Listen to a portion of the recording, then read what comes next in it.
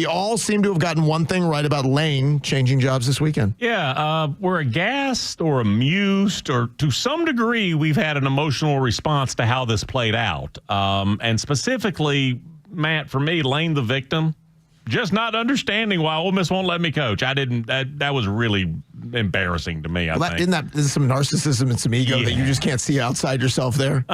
So this was very public the entire time. And then it got ugly and messy and selfish.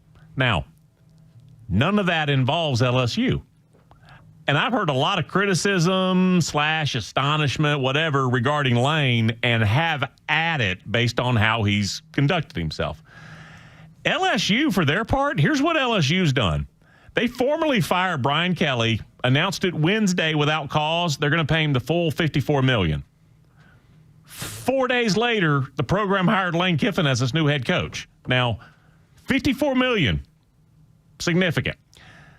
But LSU is completely through with Brian Kelly as coach now, and 4 days later, they fired the coach, and it takes them not even an entire week to sign the number one coaching candidate in the entire cycle to a new 7-year contract. That's the blueprint for what every program in America would do if it could. If it had the rep, the bucks, the players, the stadium, history, the state that LSU has, most don't. I'm going to tell you, Lane decided that the Florida Gators didn't have that. Played footsie, then he ghosted them.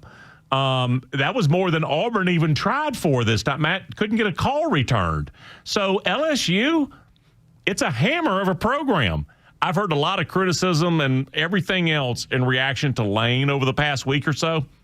I don't know anything about LSU. They wrapped up the Brian Kelly thing. 4 days later, they got the number one coach who was available. So LSU, for their end, they're a lot better right now than they were a week ago. I think they're better right now than they were a month and a half ago when Brian Kelly was still the coach. You think the governor's okay with everything? Because remember the governor. 7 and 100. Yeah, the governor told everyone when he was grandstanding, we'll never do this again with that kind of buyout. What we did with Brian Kelly's unacceptable. Yeah, except Lane Kiffin's buyout is much larger than Brian Kelly's. Kiffin's $91 million deal has no offset language or requirement to look for other jobs when he's fired. So how's the grandstanding going to work, Governor? You going to do it again now? Because you said it wouldn't happen again, and it did. Did you see Auburn's pivot? Because as soon as Lane signed, even schools who knew they weren't going to have Lane, they sort of waited. See, their Auburn's pivot, Golish. Yep. Alex Golish. Yep. His contract, it is a base that will get him in the $8 million range, and then he can, based on winning 10, 11, 12 national championships, whatever, he can get a lot higher than that. So it's getting a lot closer to an incentive-based, but, I mean, you still don't cut your own grass, but there's a lot more accountability there.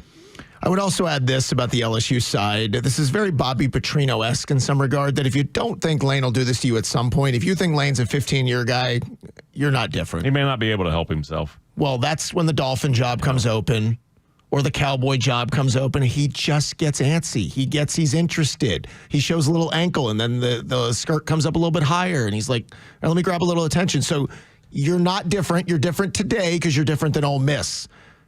Ole Miss was different than the one before and the one before. So there will be an NFL job that piques his interest at some point, and he'll play footsie. Whether he leaves or not, we don't know, but it'll happen at some point. You want to be deep and psychological about this? I try my best.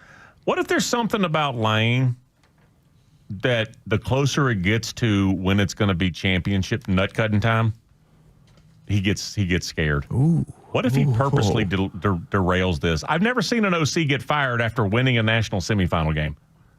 And the week ahead of the national championship game, he gets himself fired by doing specifically what Nick Saban told him not to. Here, he's quitting a job at a team that is in the playoffs to go to a school that he might get into the playoffs. Like, I wonder if there's something with him that he has to derail this, like right before it gets to a declaration of either you ultimately succeeded or you just got close and failed. I wonder.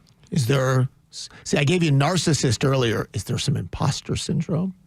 Oh, I can't be my dad. I don't know. If I make it to championship week. Yeah, I don't know.